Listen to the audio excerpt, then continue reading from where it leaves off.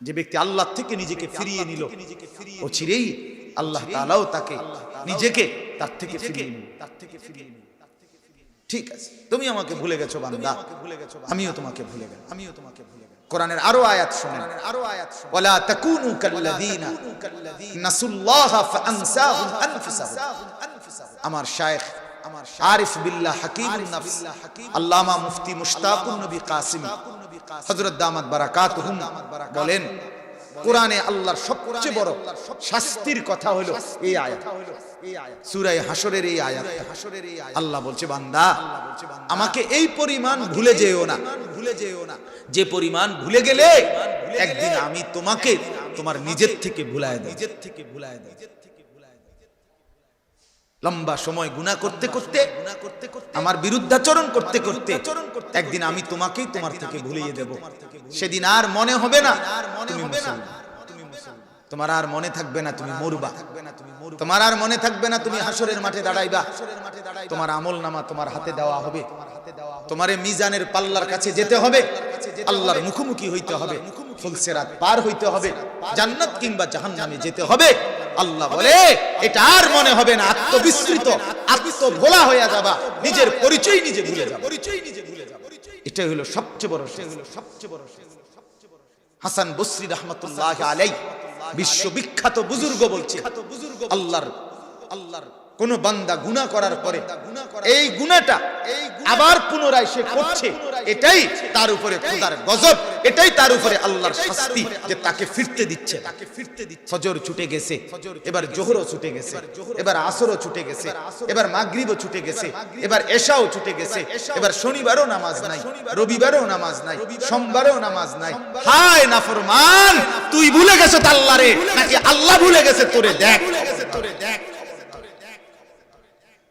তুই ভুলবি কি বেটা, তোরে মালিক ভুলে গেছে। তোরে মালিক বলছে যা খা ভাত খা, ভাতে তো খাইতে লইছ, বেডি খাইতে আসত, মানুষের বেডি। দেখ টেলিভিশন, নর্তকী, নাচ গান, অবৈধ রোজগার, ভাত খা জানোয়ার। খানা আমি আটকাইতাম না, ঘুম আটকাবো না, পেশাব পায়খানা বন্ধ হবে না, বিবি বাচ্চা এড়িও দেব, এগুলো আমি জানোয়ার কেউ দেখি। আরে দোস্ত, কুত্তাও খায়, কুত্তাও ঘুমায়, কুত্তাও পেশাব পায়খানা করে, কুত্তারও বাচ্চা কাচ্চা হয়, জন্তু জানোয়ারের পার্থক্য কোথায়? সারাদিনে ভাত খাইলেন আর ঘুম গেলেন, সারাদিনে পেশাব পায়খানা করলেন, আর বাচ্চা কাচ্চা হইল, খালাস জিন্দেগি, এরই নাম জীবন। জানোয়ারের সাথে তফাৎ কি? আলাদা আপনি কি? পার্থক্য কোথায় বাপ? পার্থক্য গোলামি। পার্থক্য যদি করতে হয় সেজদা দিয়ে পার্থক্য করতে হবে। জানোয়ার সেজদা করে না, আমি সেজদা করি। পার্থক্য। জানোয়ার গোলামি করে না, আমি গোলামি করি। জানোয়ার আজান শুনলে মসজিদে ছুটে না, আমি ছুটে যাই। পার্থক্য এটা। পার্থক্যকারী দিয়ে কোনো পার্থক্য নেই, ঠিক কিনা বলেন না কেন? বলে বেশি দুনিয়া ভোগ করে ফেলছেন না? যুবক বন্ধুরা বলো ভাব, দুনিয়া কদ্দুর ভোগ করছে।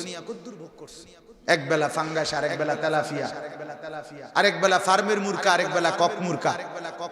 এই তো দুনিয়া।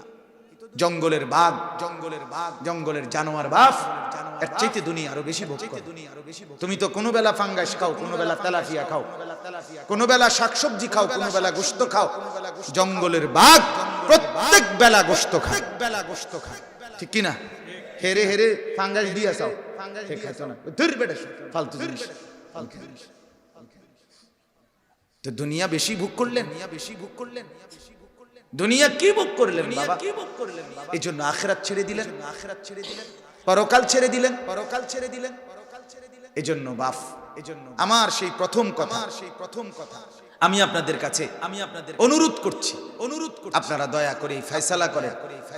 এই আপনারা যে কয়জন বসছেন সিদ্ধান্ত নেন, আপনার জিন্দেগীর যে হালাতে আছেন, এই হালাতে আপনি ভাবেন আপনার উপরে আল্লাহ সন্তুষ্ট কিনা, আপনার আখিরাতের মুক্তি মিলবে কিনা।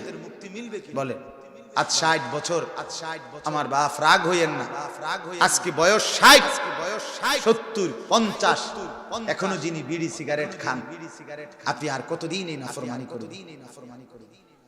কতদিন? আর কতদিন পরে আপনার লজ্জা আসবে, অনুভূতি আসবে, বিবেক জাগবে? যুবক ভাইরা, যারা আছে 1 বছর মনে করো ফজরের নামাজ পড়ো নাই, আমার বন্ধু, তুমি আও না আমার কাছে, আমি বুকে জড়াইয়া তোমারে ধরে একটু কাঁদি। তুমি বলো বন্ধু, মালিককে ভুলে গেছো আজ কতদিন? কতদিন? এভাবে 1 বছর পার হয়ে গেল, তুমি জানো না ফজরের নামাজের ওয়াক্ত কখন, তুমি জানো না ফজরের জামাত কখন। আলুল কুরা আইয়াতিয়াহুম বাসুনা বায়াতাম ওয়া হুম নাঈমুন। আল্লাহ তাআলা বলে, আহা মহল্লাবাসী, জনপদবাসী, কোরআনের আয়াত। আল্লাহ বলে, তোমরা কি রাত্রিতে ঘুমিয়ে নিজেকে নিরাপদ ভাবছো আমি আল্লাহর থেকে? অথচ আমি তো রাত গভীরে ঘুমন্ত অবস্থায় আমি আল্লাহ আযাব দিয়ে ধ্বংস করে দিতে। এটা কোরআনের আয়াত, সূরা আরাফের আয়াত। ঘুমন্ত মানুষগুলো ঘুমিয়েই ছিল। ভোর 4:15 বাজে, 7.8 মাত্রার ভূমিকম্প দিয়ে 6,500-এর চাইতে বেশি বিল্ডিং মাত্র 45 সেকেন্ডে ঘুমন্ত অবস্থায় রেখে সমান করে গেছে। তুমি শোনো নাই বান্দা, তুমি দেখো নাই বন্ধু, বলেন তুরস্ক সিরিয়ার এই ভূমিকম্প আজকে আমাদের কাছে ঘটনা আমরা শুনলাম, আমি একটু আগেও বলছি, হতে তো পারতো বাপ, আপনাদের ঘটনা আমাদের ঘটনা ওরা শুনছে, হতে পারতো না? এটা হতে পারতো ঢাকা শহর ভূমিকম্পে শেষ হয়ে গেছে, তো তুরস্কবাসী সেই খবর শুনছে। এমনটা হইতে পারতো না? বলেন তাইলে বলেন ঘুমন্ত অবস্থায় মনে করেন সারা রাত উলঙ্গ ছবি দেখতে দেখতে যে যুবক ঘুমায় গেল, শরীর কাপড় নাপাক করে, প্যান্ট লুঙ্গি নাপাক, এই অবস্থায় যে নাফরমান শুয়ে থাকলো, সেই ভোর 4:15 ভূমিকম্পে তার মৃত্যুটা কিভাবে হলো? হলো না বাপ? হাজারো ভদ্রলোক যারা নিজেদেরকে ভদ্রলোক মনে করে, শিক্ষিত মনে করে, তাদের জিন্দেগির প্রতিদিন শেষ আমল রাত্রি ঘুমের সময় টেলিভিশন হাতে রিমোট নিয়ে দেখতে টিপতে সর্বশেষ যখন আর ঘুম আইসা পড়ে তো ঘুমায়, তো আখিরি আমল ঘুমের আগে কি? টেলিভিশন। এই নর্তকী দেখতে দেখতে, নাচ গান নাটক সিনেমা দেখতে দেখতে স্বামী স্ত্রী ছেলে মেয়ে রাত্রি নিশীথে ঘুমায়। শেষ আমল আল্লাহর নাফরমানি। আজকে আমি বলছি আমি এক সিএনজির পিছনে এক সুন্দর লেখা দেখছি, অনেক সুন্দর সুন্দর কথা থাকে সিএনজির পিছনে লেখা থাকে। এখানে একটা দারুণ কথা নাচছে, আমার কলজা শুদ্ধা নড়ে উঠছে। লিখছে, ঘুম ভাঙলে সকাল, ঘুম না ভাঙলে পরকাল। কি বন্ধু? ঘুম ভাঙলে না সকাল। তুরস্ক সিরিয়ার এই 50,000-এর চাইতে বেশি মানুষের আর ঘুম ভাঙে না। রাত গভীরের এই 4:15 ভূমিকম্পে ঘুমন্ত অবস্থায় মানুষগুলো দুনিয়া থেকে চলে গেছে।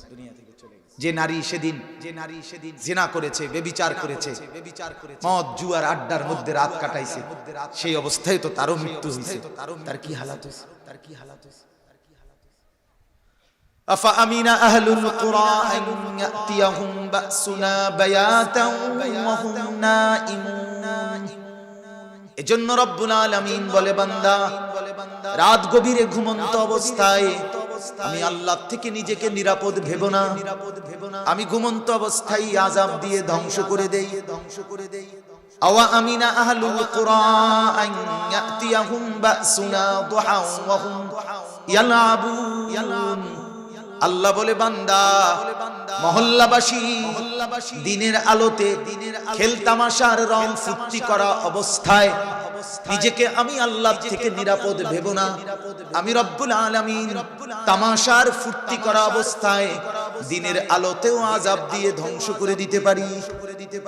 আজ একটা দিন কল্পনা করেন, আজকের একটা দিন মহান 21শে ফেব্রুয়ারি, শহীদের রক্তে যে মাটি লাল হয়েছিল ভাষার জন্য, তাদের স্মরণে কত লক্ষ যুবক যুবতী পার্কে, রেস্তোরাঁয়, হোটেলে, বারে, রেস্টুরেন্টে, রোডে, ঘাটে, ব্রিজের উপরে, ফ্লাইওভারের উপরে, রাস্তার কোনায়, সিএনজিতে, প্রাইভেট কারে, মোটর সাইকেলে উলঙ্গপনা, অশ্লীলতার ছড়াছড়ি করছে।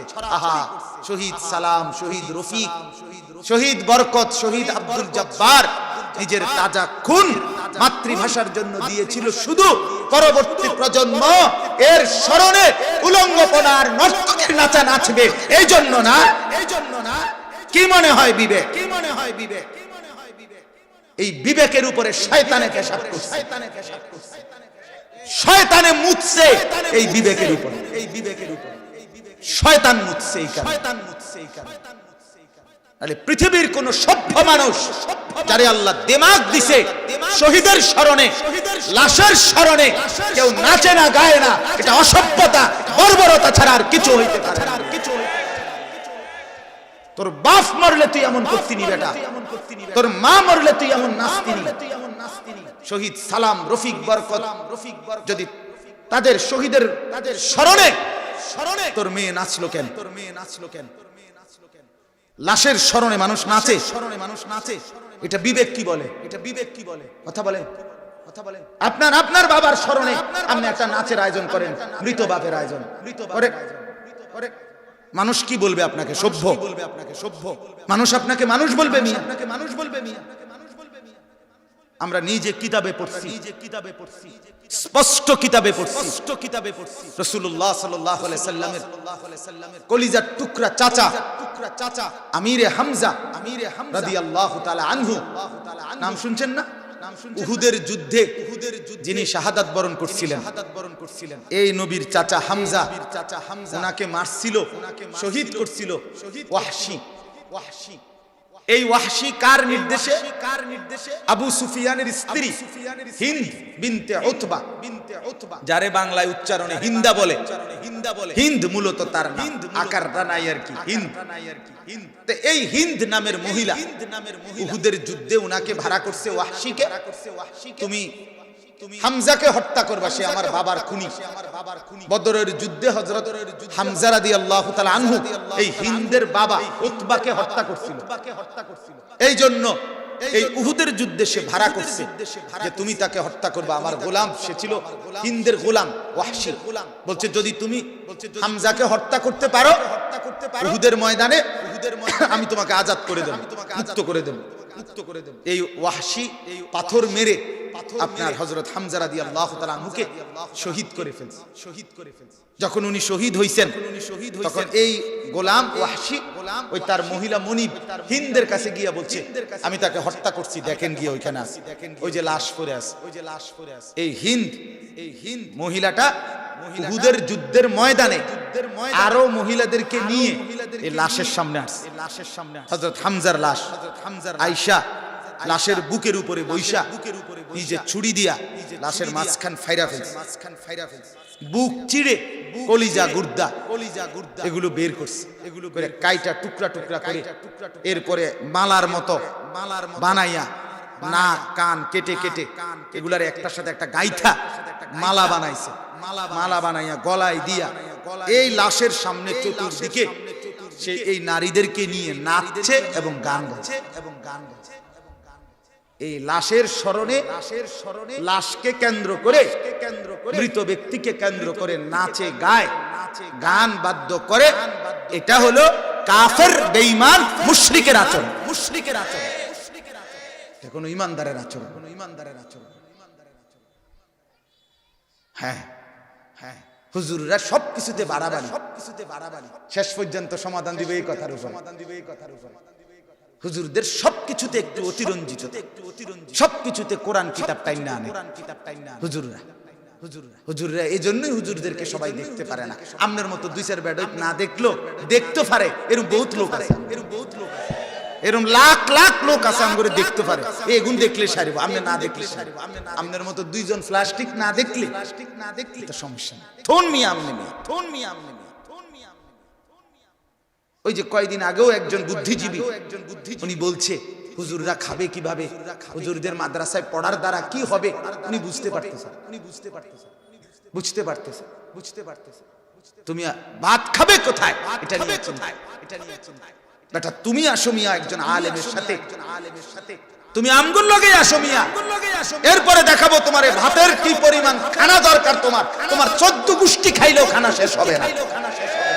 আমি যাকে মুনিব মানি, আমি যার গোলামি করি, ফজর জোহর আসর মাগরিব এশা 5 ওয়াক্ত নামাজ জামাতে পড়ছি, আল্লাহর কোরআন পড়ি, জিন্দেগীর পুরাটা সময় যেই মুনিবের গোলামি করি, আমার সেই মুনিব গোটা কায়নাতের মালিক, আমি জানতেন কারো গোলামি করি না।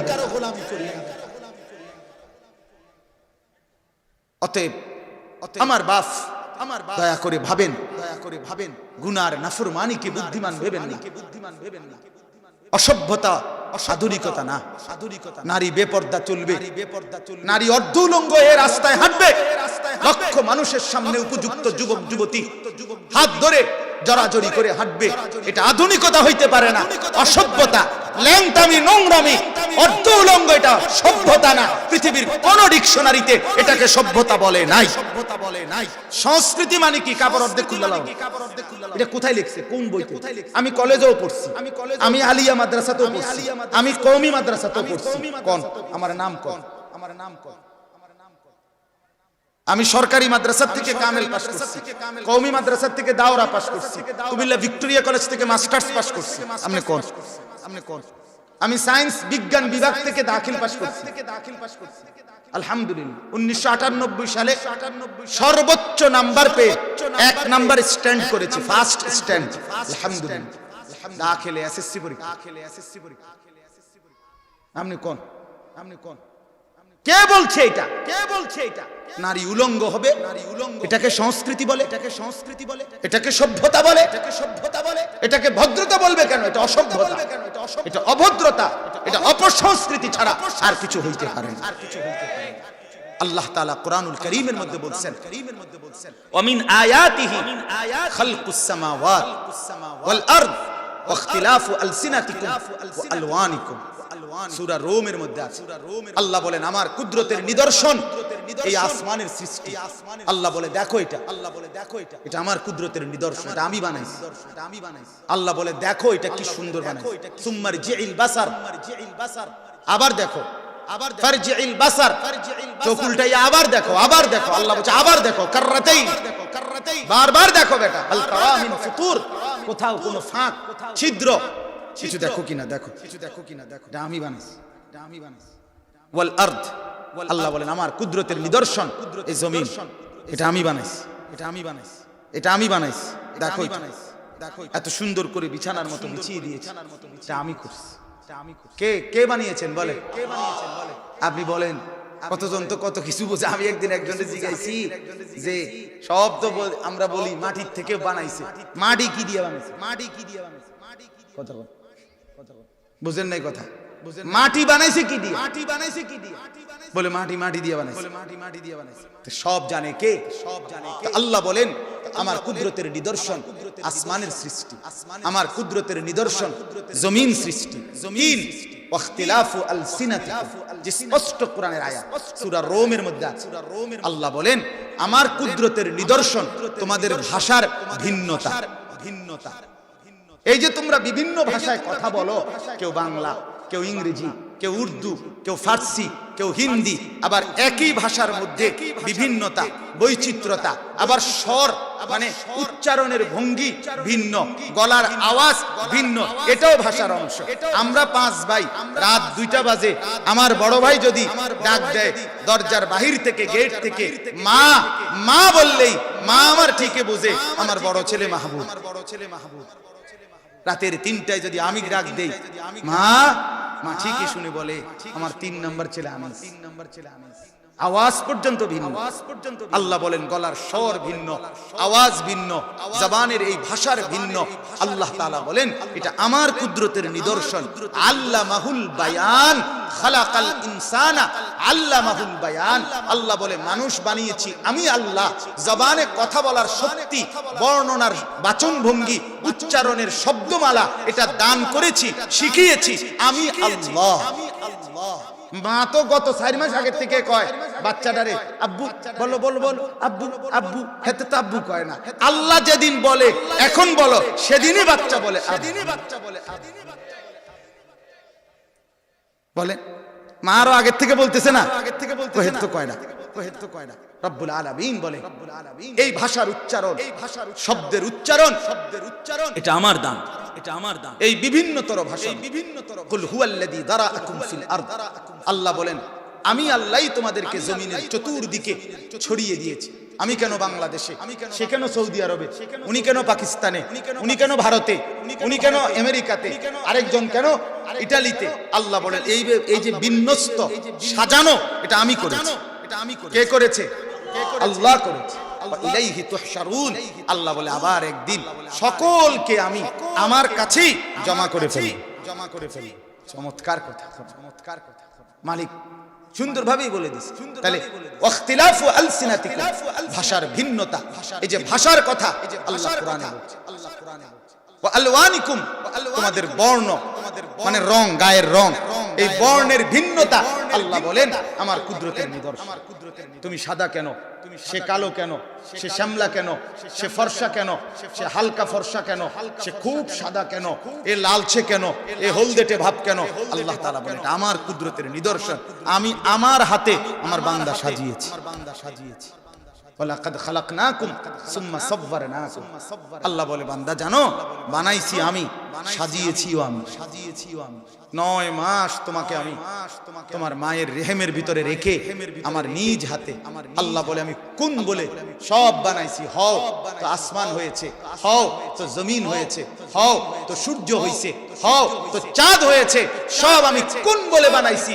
তুমি বান্দাকে আমি কোন বানাই নাই। খালাকতুহু বিয়াদিয়া, আমার কুদরতি হাতে বানাইছি, হাতে বানাইছি, হাতে হাতে বানাইছি, হাতে হাতে বানাইছি। তুমি জানো না বান্দা, তুমি জানো না বান্দা গত 9টা মাস তোমারে তৈরি করতে আমার লম্বা সময় লাগছে, লম্বা সময় লাগছে।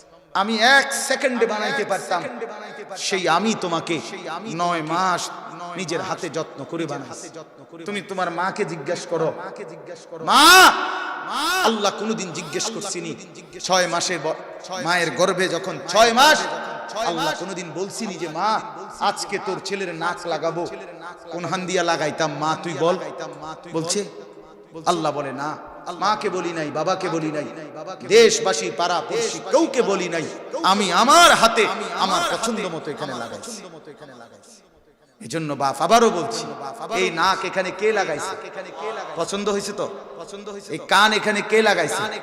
পছন্দ হয়েছে তো? এই চোখ এখানে কে লাগাইছে? পছন্দ হয়েছে তো? এই ঠোঁট এখানে কে লাগাইছে? পছন্দ হয়েছে তো? এই দাঁত এখানে কে লাগাইছে? পছন্দ হয়েছে তো? কোনো আপত্তি নাই তো? না না সবাই কই তুইব, কোনো আপত্তি আসেনি? কোনো আপত্তি আসেনি। এখানে আপত্তি করলেন, এখানে আপত্তি করলেন, এখানে আপত্তি করলেন কি দোস্ত? কি দোস্ত? কি বুঝাইলেন নিজেরে? কি বুঝাইলেন নিজেরে? কি বুঝাইলেন নিজেরে? এখানে আপত্তি করলেন কেন? এখানে আপত্তি করলেন কেন?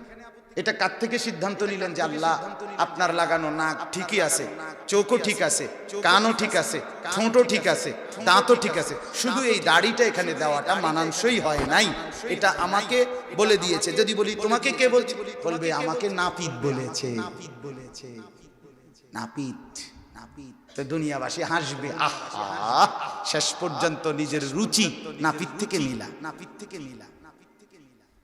তাইলে বলে কে বলে?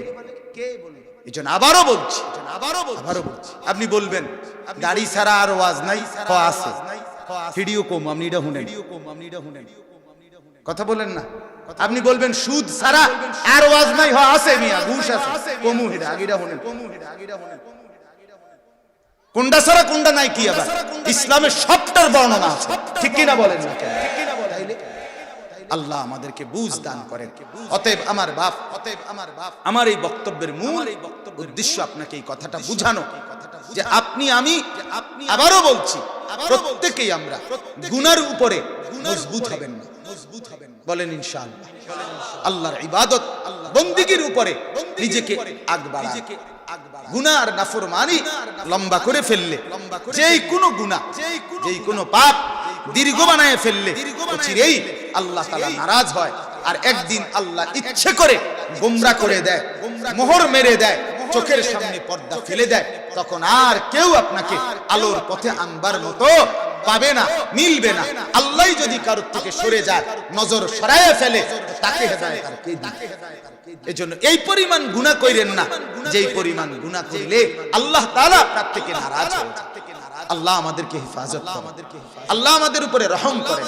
আমি কোরআনুল কারীমের যে আয়াতগুলো পড়ছিলাম, লম্বা 10টা আয়াত পড়ছিলাম শুরুতে, সবগুলোর তরজমা ব্যাখ্যা আর এখন করা সম্ভব না। আমি শুধু তরজমাটা অল্প একটু বলি, কথাটা শুধু অনুবাদ বলে যাই, তাহলে আপনাদের একটু দিল লাগবে কথাটা শুনলে। কোরআনুল কারীমে আল্লাহ তাআলা বলেন, হাত্তা ইদা জাআ আহাদাহুমুল মাউত, এই যে আয়াত আমি পড়ছিলাম, কোন নাফরমান পাপী জীবনভর যে পাপ করছে, অপরাধ করছে, মৃত্যুর সময় সে মালাকুল মউত আজরাইলকে আল্লাহ তাআলা বলেন তার সামনে মৃত্যুর মুহূর্তে দেখতে পাবে, আসবে, মউত আসবে, মানে হলো মালাকুল মউত আসবে তাকে জান কবজ করার জন্য। আর হাদিসে আছে, নাফরমান পাপী ব্যক্তির সামনে ফেরেশতা জি আজরাইল একেবারে বিভৎস কুৎসিত আকৃতিতে এসে দাঁড়াবে। আর আজরাইলকে দেখেই প্রত্যেক নাফরমান পাপী একটা চিৎকার করে আল্লাহকে বলবে, ক্বালা রাব্বিরজিউন, আল্লাহ আমাকে একটু দুনিয়ায় আর কয়টা দিন থাকতে দিন, ক্বালা রাব্বিরজিউন, আল্লাহ দুনিয়ায় থাকতে দিন। আজরাইলকে একটু সরিয়ে নেন, একটা সপ্তাহ সুযোগ, 3টা দিন সময় দেন, 10টা দিন সময় দেন। রব্বুল আলামিন জিজ্ঞেস করবে নাফরমান, কেন সময় চাচ্ছ? সে বলবে, লাআল, দ্বিতীয় আয়াত সূরা মুমিনুনের, লাআল্লি আ'মালু সালিহান ফীমা তারাকতু, আল্লাহ বিগত জীবনে যেই আমলগুলো ছুটে গেছে, নেক আমলগুলো করি নাই, সেগুলো এই সময়টুকু পেলে আমি পূর্ণ আদায় করব। আল্লাহ তাআলা বলবেন, কাল্লা, কখনোই না, কাল্লা, না নাফরমান, মালাকুল মউতকে সামনে নিয়ে আসলে আমি আর কাউকে সুযোগ দিই। মালাকুল মউত আজরাইলের এই আকৃতি দেখে ফেরাউনও ঈমান আনতে চাইছিল, আজরাইল রে দেখলে ভালো হইতে চাইছে সবাই।